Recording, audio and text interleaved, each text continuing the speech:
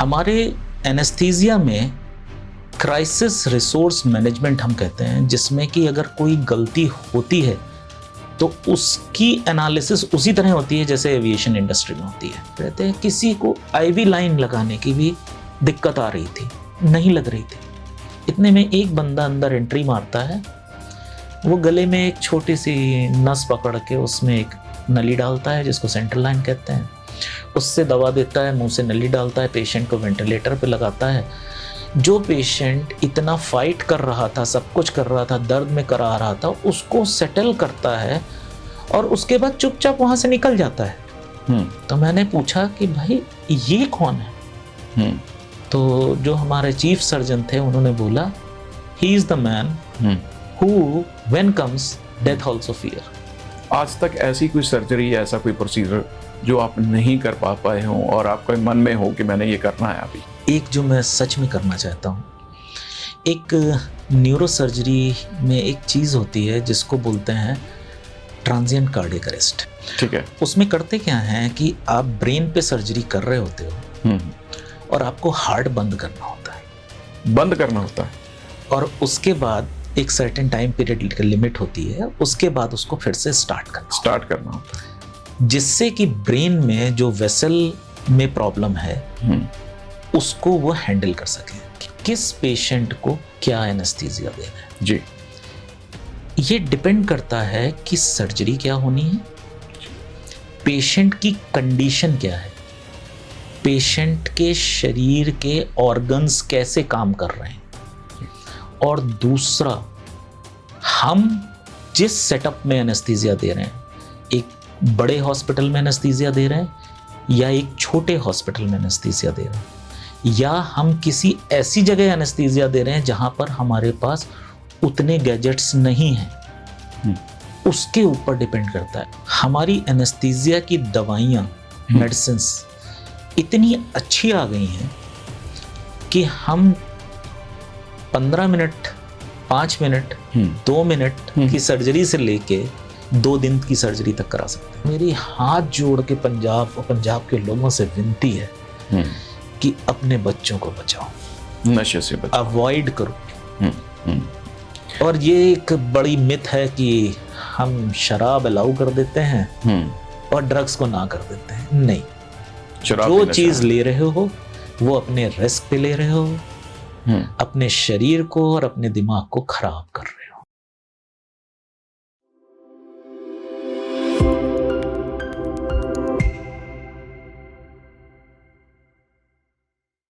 पर्दे के पीछे की कहानी, ये जानने की जिज्ञासा सभी की रहती है, चाहे वो फिल्म मेकिंग हो या ऑपरेशन थिएटर में ऑपरेशन। ऐसी ही कुछ पर्दे के पीछे की कहानी आज हम आपको बताएंगे कि ऑपरेशन थिएटर में क्या होता है। यूं तो मरीज को यही पता रहता है कि एक सर्जन आया, उसने ऑपरेट किया और वो चला गया और मैं ठीक हुआ और घर चला गया। लेकिन सर्जरी से पहले ऑपरेशन थिएटर में क्या क्या होता है, कौन कौन से अति महत्वपूर्ण निर्णय लिए जाते हैं और काम किए जाते हैं, आज हम आपकी मुलाकात कराएंगे। Doctor Abhishek Kumar Gupta ji critical care के एक्सपर्ट हैं और एनेस्थीसिया के नाम पर अपनी पहचान बना चुके हैं। डॉक्टर साहब, आपका बहुत बहुत स्वागत है जी। धन्यवाद मनु जी। मोस्टली हर जगह सर्जन्स हाईलाइटेड होते हैं जी। आपने कहा कि एनेस्थीसिया के बारे में कुछ बात करनी है। आई वॉज वेरी एक्साइटेड जी, and I felt I should come to you. Thank you so much. आपने बहुत बिजी शेड्यूल से ये समय निकाला और आप इसके लिए तैयार हुए पर्दे की पीछे की कहानी बताने के लिए। तो डॉक्टर साहब, शुरुआत इस बात से करते हैं कि आप पंजाब से नहीं हैं, तो आपके पहले जीवन के बारे में बात करते हैं, फिर पर्दे के पीछे की कहानी भी बात करते हैं, क्योंकि ये भी पर्दे के पीछे की कहानी है कि आप उत्तर प्रदेश से जालंधर आ गए। तो पहले अपने बारे में बताएं कि आपने एमबीबीएस कहाँ से किया, स्पेशलाइजेशन कहाँ से की और जालंधर कैसे आए? मनु जी, ऐसा है, मैंने अपना बचपन कानपुर सिटी में गुजारा जी। 12वीं कक्षा तक वहाँ पढ़ाई करी। उसके बाद फिर केजीएमसी लखनऊ में मेरा एमबीबीएस में सिलेक्शन हुआ और मैं वहाँ चला गया। उसके बाद फिर एमडी एनेस्थीसिया करने का मुझे मौका मिला कानपुर मेडिकल कॉलेज से। उसके बाद मैं संजय गांधी पीजीआई लखनऊ में एनेस्थीसिया की ट्रेनिंग के बाद स्पेशलाइज्ड ट्रेनिंग एनेस्थीसिया और क्रिटिकल केयर में करी। उसके बाद फिर मैं थोड़े समय के लिए जर्मनी RKU उल्म यूनिवर्सिटी में मैंने क्रिटिकल केयर की ट्रेनिंग ली। उसके बाद थोड़े समय के लिए मैंने सिंगापुर जनरल हॉस्पिटल में एक ऑब्जर्वरशिप की, जिसमें मैंने एनेस्थीसिया और क्रिटिकल केयर दोनों सीखा। और उसके बाद जैसे कि आप जानते हैं कि आप इतने क्वालिफिकेशन के बाद एक जॉब ढूंढते हो, जॉब ढूंढ रहा था, ऑप्शन आया जलंधर से, और दूसरा मेरी वाइफ पठानकोट को बिलोंग करती है, तो मुझे थोड़ा सा लगा कि ये फिजिबल रहेगा। यहाँ पर मैंने पटेल हॉस्पिटल को ज्वाइन किया। एंड कारण पटेल हॉस्पिटल ज्वाइन करने का बड़ा इंटरेस्टिंग है। मैं बात कर रहा था अहमदाबाद सिटी में भी, इंदौर सिटी में भी, और साथ में मेरे को एक ऑप्शन ये जलंधर का आया। अहमदाबाद और Indore being a metropolitan city मुझको उतने पसंद नहीं आए, क्योंकि मैं ज़िंदगी में दो चीज़ें बहुत ज़रूरी समझता हूँ। एक तो आपकी अपनी पर्सनल लाइफ अच्छी होनी चाहिए, और दूसरा आपको वर्क सेटिस्फैक्शन होना चाहिए। क्या बात। वर्क सेटिस्फैक्शन आपको मेट्रो सिटीज़ में उतना नहीं मिलता है, क्योंकि मेट्रो सिटीज़ में कॉरपोरेट हॉस्पिटल कल्चर है, जो कि अब 20 साल बाद जलंधर जैसे सिटी में भी आने लग गया है। बट पटेल हॉस्पिटल आने के बाद, उसके managing director doctor SK Sharma से मिलने के बाद, मुझे ऐसा लगा कि यार ये जगह ऐसी है जहाँ पे काम किया, यहीं रुक जाएंगे, जलंधर में रुक जाएंगे। इस तरह से मेरी जर्नी शुरू हुई, और मैंने 10 साल पटेल हॉस्पिटल काम किया। और उसके बाद अब इस समय मैं इनोसेंट हार्ट हॉस्पिटल में as a anaesthetist and critical care specialist work कर रहा हूँ। डॉक्टर साहब, दो बातें हैं। एक तो आप एनेस्थीसिया में एक्सपर्ट हैं, दूसरा आप क्रिटिकल केयर में भी एक्सपर्ट हैं। तो किसी सर्जरी में पहले बात करते हैं हम एनेस्थीसिया की, उसके बाद क्रिटिकल केयर पे आएंगे। एनेस्थीसिया किसी ऑपरेशन थिएटर में कितना महत्वपूर्ण है? आपकी इस सवाल का जवाब मैं सिंपल तरीके से ये दे सकता हूं कि अगर हवाई जहाज उड़ाना है जी, तो आपको हवाई जहाज के साथ साथ पायलट, पैसेंजर और नेविगेशन क्रू जी, तीनों का ध्यान रखना पड़ेगा। इसके साथ साथ एक और इम्पॉर्टेंट चीज़ है कि हवाई जहाज उड़ाते वक्त ये सोच के आप उड़ाते हो उसको कि उसको वापस लैंड भी कराना है। जी, इसीलिए एनेस्थीसिया प्रोग्राम एविएशन इंडस्ट्री से बहुत ज़्यादा इंस्पायर्ड हुई। अच्छा जी। हमारे एनेस्थीसिया में क्राइसिस रिसोर्स मैनेजमेंट हम कहते हैं, जिसमें कि अगर कोई गलती होती है तो उसकी एनालिसिस उसी तरह होती है जैसे एविएशन इंडस्ट्री में होती है। अच्छा। सो इस तरीके से आप समझ सकते हैं कि सर्जरी कराना अंडर एनेस्थीसिया कितनी इंपॉर्टेंस रखता है। हम बात कर लेते हैं कि मान लीजिए किसी एक पेशेंट की हमने हार्ट सर्जरी करनी है, तो एनेस्थीसिया एक्सपर्ट होने के नाते आप उस सर्जरी की तैयारी कैसे करते हैं? एनेस्थीसिया की तैयारी में सबसे पहली चीज़ तो ये होती है कि मरीज को ये देखना ज़रूरी है कि उसको साथ में और कौन कौन सी बीमारियां हैं। जी। तो एक तरीके से मेडिकल स्पेशलिस्ट का काम से हमारा काम शुरू होता है। उसकी रिपोर्ट से हम मरीज को देखते हैं, उसकी जो बीमारियां साथ में हैं जिसके लिए वो सर्जरी हो रही है, उसके अलावा जैसे शुगर की बीमारी हो गई, ब्लड प्रेशर की हो गई, और कोई बीमारी हो गई, कोई पुरानी सर्जरी हुई हो, कोई और पुराना मेडिकेशन चल रहा हो, उसका हमारी एनेस्थीसिया दवाओं से इंटरेक्शन कैसा होगा, ये सारी चीज़ें हमें एसेस करनी होती हैं, जिसको कि हम लोग नॉर्मली प्री एनेस्थीसिया चेकअप कहते हैं, PAC बोलते हैं, सर्जरी से पहले। सर्जरी से पहले। जी। एंड प्रेफरेबली ये 1 या 2 दिन पहले हो तो ज़्यादा अच्छा रहता है। उसमें हम मरीज को थोड़ा सा एनेस्थीसिया के बारे में भी बताते हैं कि आपके साथ क्या क्या चीज़ें होंगी। जी।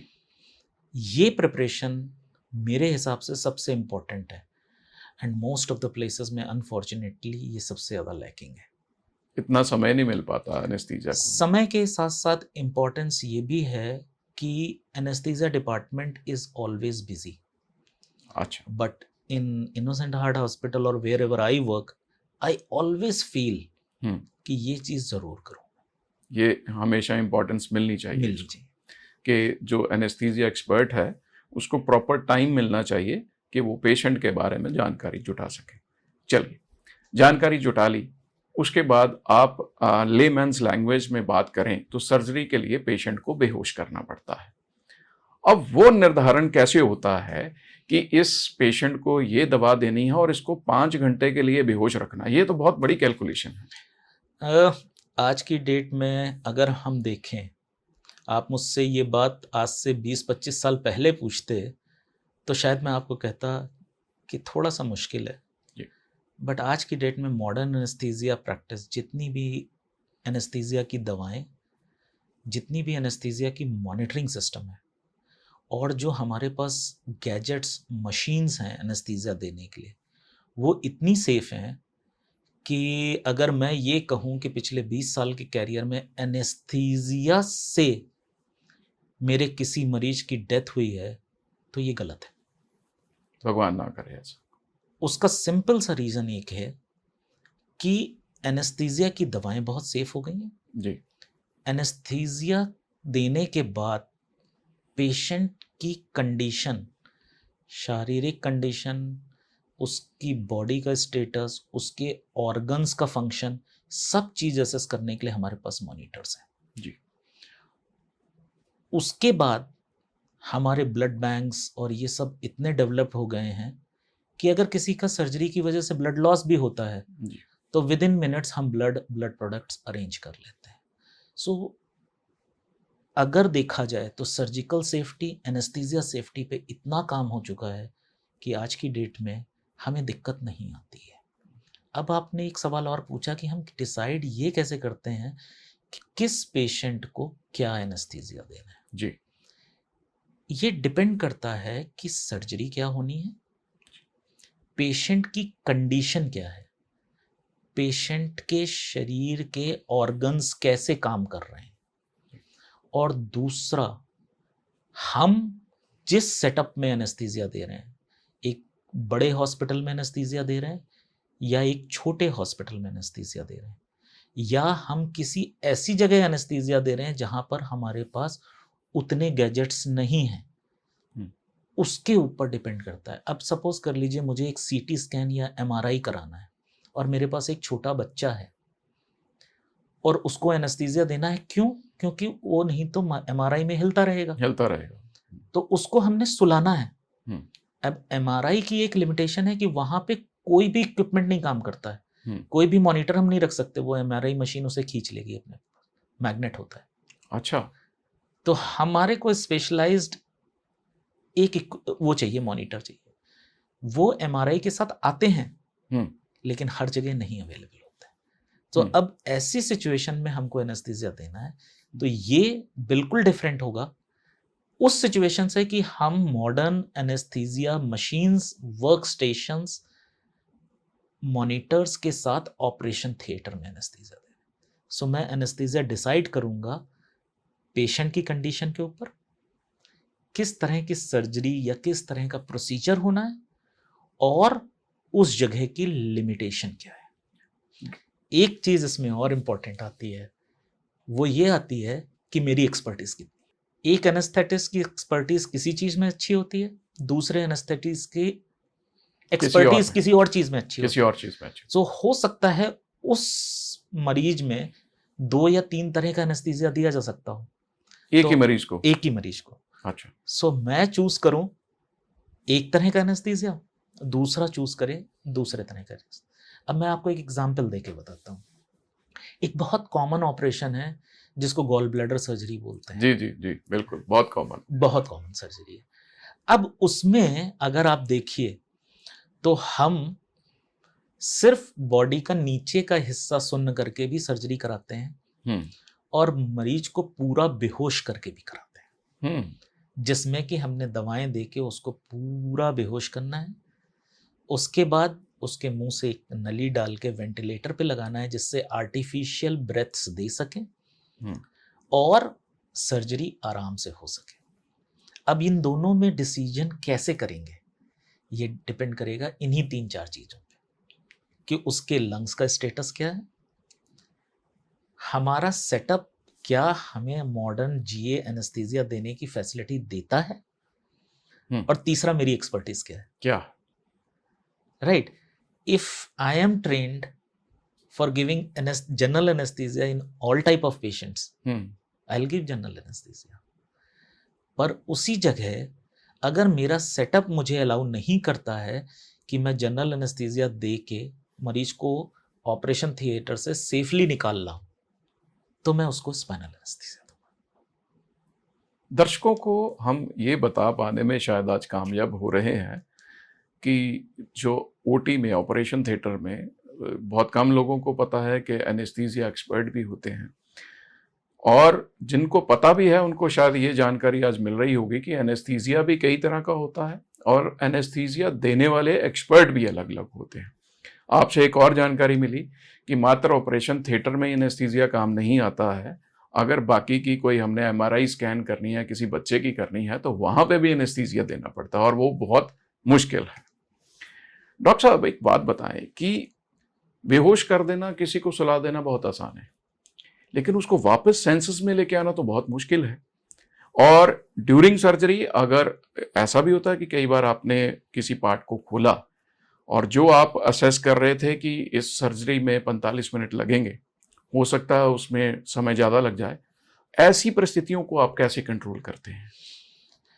मैंने आपको पहले भी बोला कि आज के समय में जी, हमारी एनेस्थीसिया की दवाइयाँ, मेडिसिन्स इतनी अच्छी आ गई हैं कि हम 15 मिनट, 5 मिनट, 2 मिनट की सर्जरी से लेके 2 दिन की सर्जरी तक करा सकते हैं। इतना स्पेसिफिक है।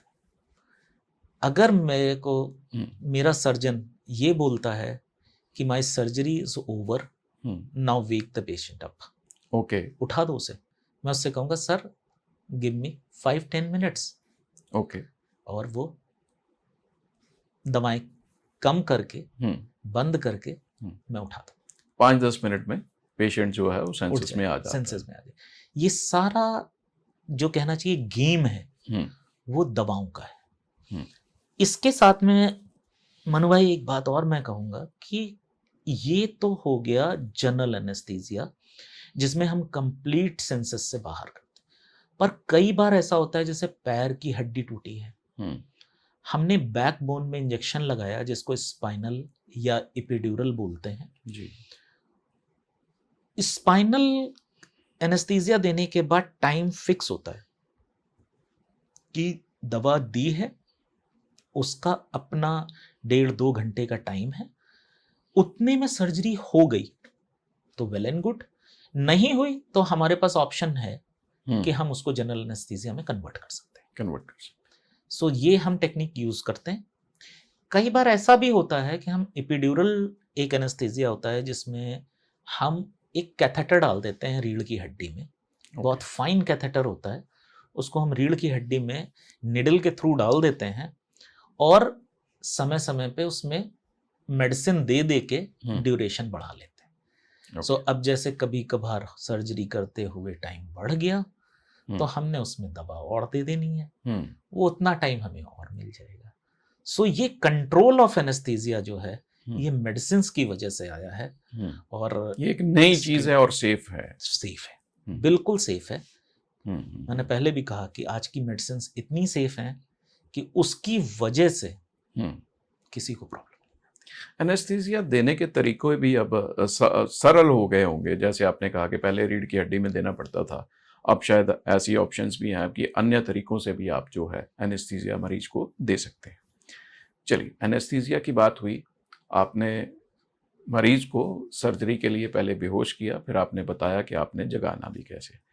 अब आपकी जो दूसरी एक्सपर्टाइज है क्रिटिकल केयर की, उसकी बात करते हैं, वो कहाँ से शुरू होती है? इसका भी एक बड़ा अच्छा किस्सा है। जनरली लोग अपनी गलतियां एक्सेप्ट नहीं करते हैं, बट मैं एक्सेप्ट करता हूँ। एक एक मरीज थी, जब मैं पीजी कर रहा था, उसको सिंपल सिजेरियन सेक्शन कराना था। अच्छा। मतलब बच्चों का ऑपरेशन, जो आजकल सिजेरियन बहुत कॉमन सर्जरी है। Common surgery.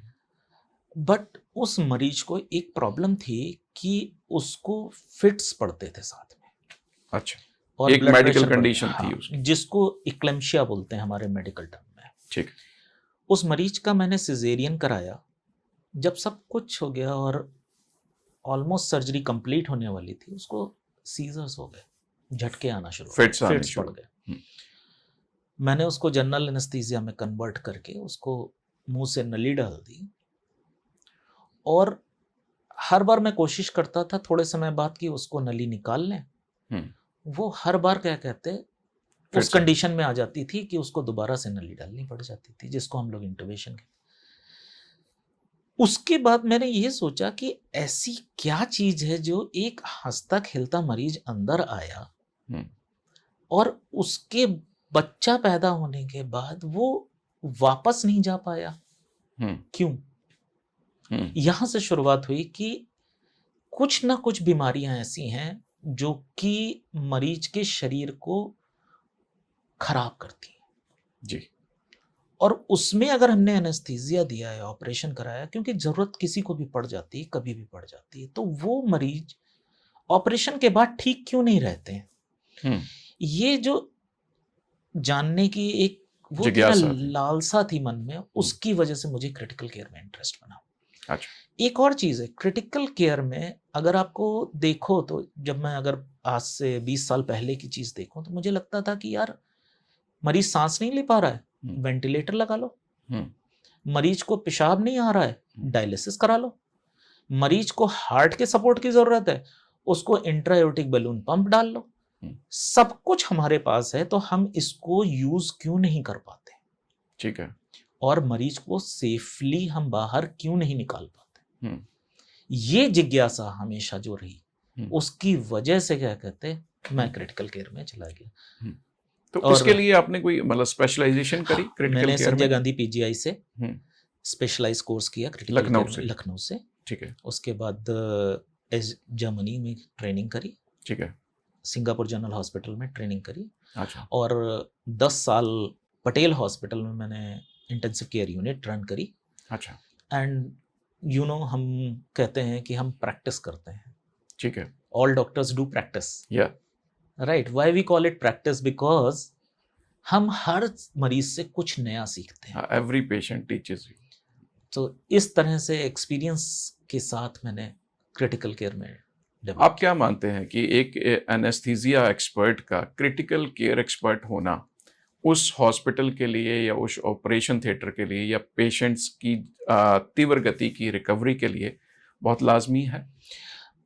सर, आजकल सिनेरियो जो है वो ये है कि अगर आपकी क्रिटिकल केयर में ट्रेनिंग है जी, तो जरूरी नहीं है कि आप एनेस्थीसिया करें।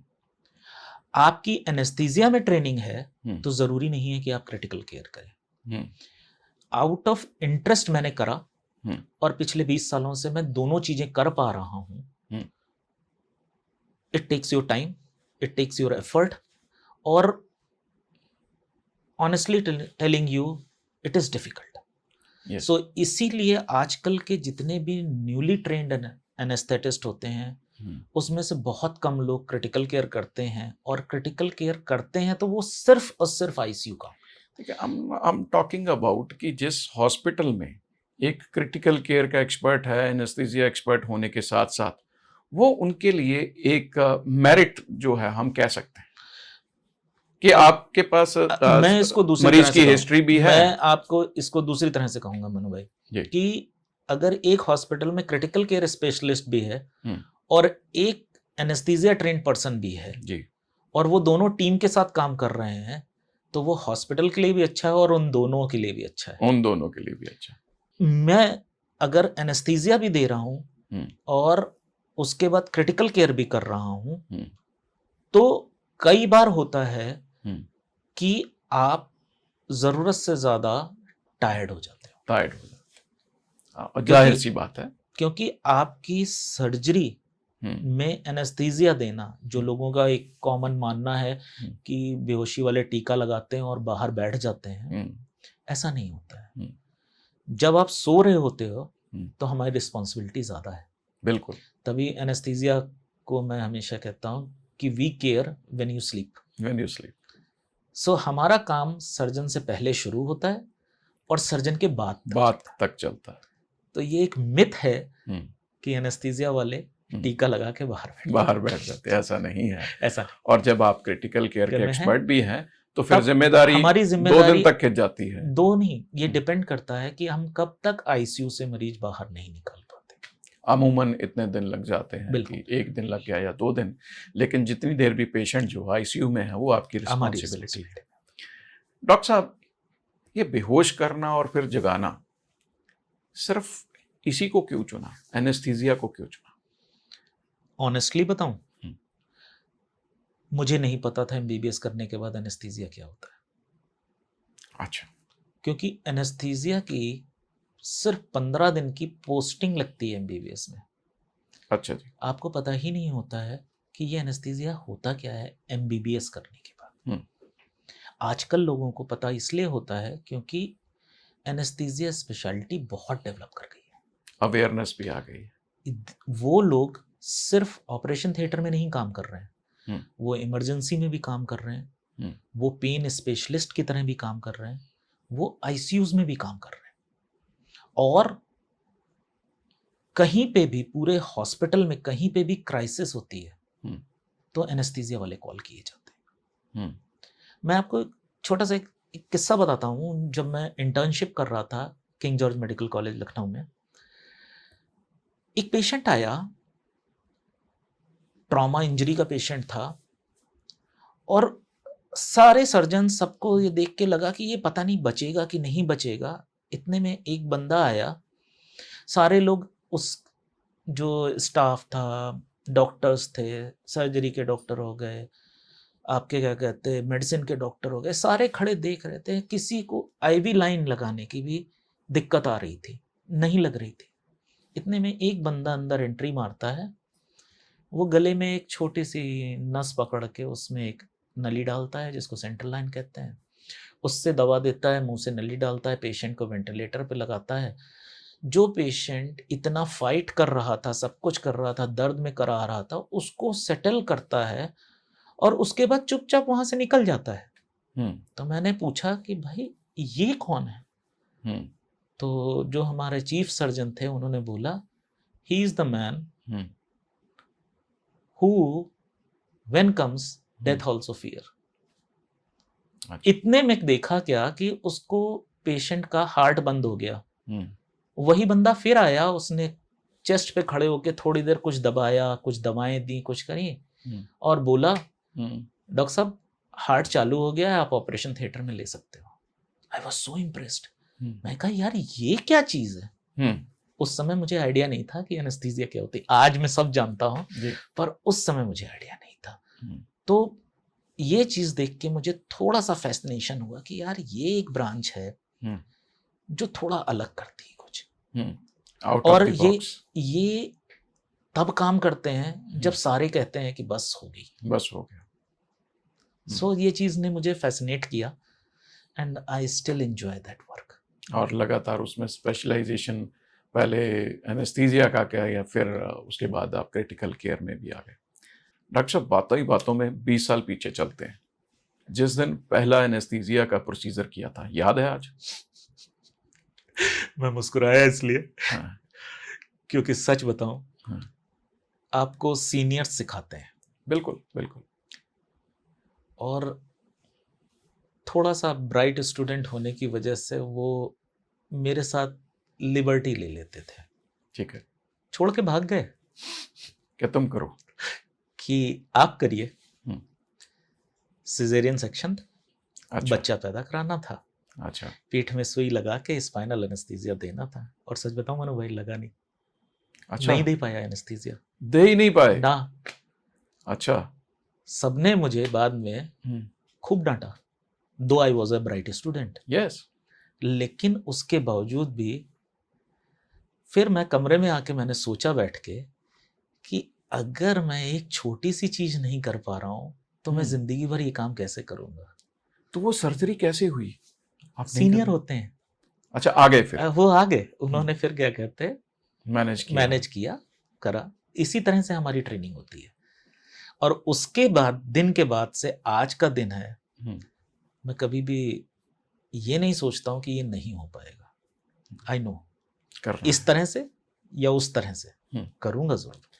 आज तक ऐसी कोई सर्जरी, ऐसा कोई प्रोसीजर जो आप नहीं कर पाए हो और आपके मन में हो कि मैंने ये करना है, अभी ये वाली सर्जरी में असिस्ट करना है?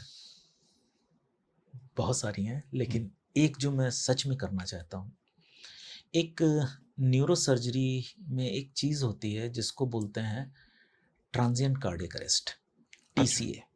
ठीक है। उसमें करते क्या है कि आप ब्रेन पे सर्जरी कर रहे होते हो और आपको हार्ट बंद करना होता है, और उसके बाद एक सर्टेन टाइम पीरियड लिमिट होती है, उसके बाद उसको फिर से स्टार्ट करना होता है, जिससे कि ब्रेन में जो वेसल में प्रॉब्लम है उसको वो हैंडल कर सके। अच्छा, ये एक सर्जरी है जो मैं अभी तक नहीं कराया हूँ, क्योंकि इस टाइप की सर्जरी अभी जलंधर में होती नहीं। इसके अलावा जो और चैलेंजिंग सर्जरीज होती हैं, जैसे कि कॉन्शियस मरीज में ब्रेन की सर्जरी कराना, जिसको अवेक क्रेनियोटमी बोलते हैं, वो तो अब मैं बहुत करा चुका हूँ। अच्छा, तो मुझे लगता है बहुत जल्दी मुझे ये मौका भी मिल जाना चाहिए, क्योंकि जिस हिसाब से जलंधर शहर मेडिकल केयर में डेवलप हो रहा है, मेडिकल हब के तौर पे, और जिस तरह से सर्जन्स न्यू टेक्निक्स और न्यू स्पेशलिटी ट्रेनिंग के साथ आ रहे हैं, आई थिंक हम करा लेंगे बहुत जल्दी। डॉक्टर साहब, एक तरफ तो है कि सारा दिन सर्जरी करा रहे हैं, क्रिटिकल केयर कर रहे हैं, जो आपकी बातों से मैं जज कर पाया हूँ कि जो इस प्रोफेशन में आए दिन नई इन्वेंशंस हो रही हैं, नई दवाइयाँ आ रही हैं, नए प्रोसीजर आ रहे हैं, उनको भी पढ़ना पड़ता होगा, अपडेट रहना बहुत ज़रूरी होता होगा। हाँ जी। तो उसके लिए समय कैसे निकालते? भाई, वो एक शाहरुख खान ने डायलॉग बोला था, अगर मुझे पिक्चर सही याद है तो शाहरुख खान ने ही बोला था, समय होता नहीं, निकालना पड़ता है। बिल्कुल बात सही है, तो समय निकालना पड़ता है। सो आपको समय निकालना पड़ता है। और एनेस्थीसिया वालों को एक थोड़ी सी चीज ये होती है कि ऑपरेशन जब चल रहा हो तो आपने ऑपरेशन थिएटर में बैठना है, मशीन आपके लिए काम कर रही है, आपने उसको सिर्फ मॉनिटर करना है।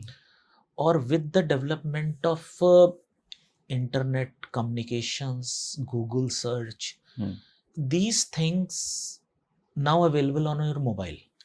अच्छा, तो आपको स्पेशल लाइब्रेरी में नहीं जाना है, आपको कहीं नहीं जाना है, अपने मोबाइल पे अपडेट होते रहना है। आजकल तो यूट्यूब वीडियोस इतने अच्छे आ गए हैं कि अगर कोई चीज़ आपको जैसे करानी है, कोई स्पेशल टाइप की सर्जरी करानी है, उसमें एनेस्थीसिया मुझे कैसे देना है, आप यूट्यूब पे देखिए, आपको पूरा वीडियो मिल जाता है। सो आप देख के 10 या 15 मिनट का टाइम आपको देना होता है, आपको तुरंत पता लग जाता है। डॉक्टर साहब, जिस तरह का आपका स्वभाव है, ऑरा है, मेरे को लगता है कि क्रिटिकल केयर के लिए जितने पेशेंट आईसीयू में शिफ्ट करते हैं ऑपरेशन थिएटर से, आधों को तो आप अपनी बातों से ठीक कर देते हो। समस्या ये है कि मेरा मरीज अगर बोलता है तो मैं ठीक नहीं फील करता हूँ, क्योंकि मैक्सिमम टाइम तो मैं बेहोश ही रखता हूँ मरीज को। Yes, but communication is a very important thing. जी, लोग एनेस्थीसिया के लोग इस स्किल को डेवलप नहीं करते, बातचीत नहीं। उसका कारण ये है कि वो मोस्टली ऑपरेशन थिएटर के अंदर काम करते हैं, बाहर वो अपने आप को बाहर के मरीज के रिश्तेदारों इनसे एक्सपोज नहीं करते, उनसे मिलते नहीं हैं, उनको बात नहीं करते, उनको बताते नहीं हैं, उनकी प्रॉब्लम सुनते नहीं, उनको सोल्यूशन नहीं देते। अगर ये चीज आप करते हैं रेगुलर बेसिस पे तो आपके कम्युनिकेशन स्किल्स डेफिनेटली बेटर होते हैं। अनसंग हीरोज हैं जो पर्दे के पीछे रहते हैं, जिनके बारे में ना मरीज के परिवार को कभी चल पता कि किस आदमी ने ये ऐसा किया कि सर्जरी में असिस्ट किया। जैसा आपने कहा कि एक सर्जरी ऐसी भी है कि जिसमें हार्ट को बंद कर देना पड़ता है और फिर उसे चलाना पड़ता है। ये तो हाईएस्ट ऑर्डर ऑफ स्पेशलाइजेशन हम इसको कह सकते हैं। आप पिछले 20 साल से पंजाब में हैं, कुछ पंजाब के बारे में बात करते हैं। ये करते हुए बात कोई बहुत अच्छी फीलिंग नहीं आती है, बताते हुए सीना गर्व से चौड़ा नहीं होता है कि पंजाबी जो है, हमारा यूथ जो है, नशे की जकड़ में आ चुका है। ऐसे बहुत सारे पेशेंट आपके पास आते होंगे जिन्हें सर्जरी की ज़रूरत पड़ती होगी, लेकिन कहीं ना कहीं वह एडिक्ट पाए जाते हैं, ड्रग्स के या शराब के। उन लोगों को डॉक्टर साहब एनेस्थीसिया देना तो अपने आप में एक बहुत बड़ी चुनौती रहता होगा। एक तो वो पहले नशे के आदी हैं, ये भी हो सकता है कि जो डोज आप दे रहे हैं उन पे असर ना करे या ज़्यादा असर कर जाए। ऐसे पेशेंट से आप कैसे ट्रीट करते हैं? मनु भाई, आपने वो टॉपिक छेड़ा है जो मैं पिछले 10 सालों से देख रहा हूँ जी। कि सडनली नंबर बढ़ा है और जो ट्रॉमा के पेशेंट्स आते हैं, मतलब जिनको एक्सीडेंट होता है, एक्सीडेंट हुआ, अगर मैं गलत नहीं हूं तो 70-80% कुछ ना कुछ ड्रग्स को ले रहे होते हैं, एडिक्शन पाई जा रही पाई जाती है। ड्रग्स एक ऐसी चीज है जो आपके शरीर को ही नहीं खराब करती है, आपके मेंटल एबिलिटी को भी खत्म कर देती है। एनेस्थीसिया से अगर देखा जाए तो मोस्टली ड्रग्स जो होती हैं वो एनेस्थीसिया के साथ इंटरैक्ट करती हैं। कभी एनेस्थीसिया डोज बढ़ानी पड़ जाती है, कभी कम करनी पड़ जाती है। ये डिपेंड करता है कि उसने कब ली है, कितने अमाउंट में ली है और उसका इस समय बॉडी में लेवल क्या है। और ऑनेस्टली टेलिंग यू, हमारे पास अभी कोई ऐसा पैरामीटर नहीं है कि हम ये दे के ब्लड में लेवल बता दें कि इस ड्रग का ये, क्योंकि हमें पता ही नहीं होता। ड्रग ली कौन सी है ये भी पता चलाना मुश्किल है, ये भी नहीं पता लगता। सो उस सिचुएशन में हम ये क्या करते हैं, हम करते हैं कि एनेस्थीसिया हम देते हैं एज ए नॉर्मल पर्सन, उसका रिस्पांस देखते हैं। अच्छा। और उसके बाद हम अपनी डोजेज एडजस्ट कर लेते हैं। लेकिन आपको रेगुलर मॉनिटरिंग करनी पड़ती है। सबसे ज्यादा दिक्कत होती है जब मैं उनको एनेस्थीसिया से बाहर आ रहा हूं। कई बार तो ऐसा होता है कि वो इतने वायलेंट बिहेवियर में होते हैं कि उनको संभालना ही मुश्किल पड़ जाता है। अब चूंकि anaesthesia is not the addiction, so हमको ये पता करना पड़ता है कि भाई ये कौन सी ड्रग्स पे था, उसकी सप्लीमेंटल डोज दिलवानी पड़ती है, उसका ऑल्टरनेटिव्स देना पड़ता है। और ये चीज में मुझे सिकाट्रिस्ट की हेल्प लेनी पड़ती है। अच्छा। इसके अलावा और कोई तरीका नहीं है। सो मेरी हाथ जोड़ के पंजाब और पंजाब के लोगों से विनती है कि अपने बच्चों को बचाओ, नशे से बचाओ, अवॉइड करो। और ये एक बड़ी मिथ है कि हम शराब अलाउ कर देते हैं और ड्रग्स को ना कर देते हैं। नहीं, जो चीज ले रहे हो वो अपने रिस्क पे ले रहे हो, अपने शरीर को और अपने दिमाग को खराब कर रहे हो। ये एक मैसेज मैं देना चाहूंगा जी। और मनु भाई, आपके थ्रू देने के अलावा मेरे पास और कोई तरीका नहीं है। इसका मतलब डॉक्टर साहब ये हुआ कि एक जो नशे का आदी है, कोई ड्रग एडिक्ट है, अगर वो टाइमली हॉस्पिटल पहुंच भी रहा है, कोई हादसे का शिकार हो गया, किसी लड़ाई झगड़े का शिकार हो गया, तो उसे ट्रीट करना एक बहुत बड़ी चुनौती बन चुका है। सब कुछ होने के बावजूद भी कई बार मरीज को बचाना जो है बेहद मुश्किल हो जाता है। डॉक्टर साहब, आपने बहुत सुंदर विचार और अपना जो संदेश दर्शकों को दिया है कि बच्चों को नशे से बचाओ, वाकई में ये समय की ज़रूरत बन गया है। पंजाब का भविष्य अब इसी के साथ जुड़ा हुआ है। हम देख रहे हैं आपको हॉस्पिटल से एक इमरजेंसी कॉल आ चुकी है, आपने हमें अपना कीमती समय दिया, आपका बहुत बहुत धन्यवाद। Thank you so much Manu भाई, आपने मुझे मौका दिया कुछ एनेस्थीसिया, कुछ अपने और कुछ समाज के बारे में बोलने के लिए। Thank you so much. Thank you so much.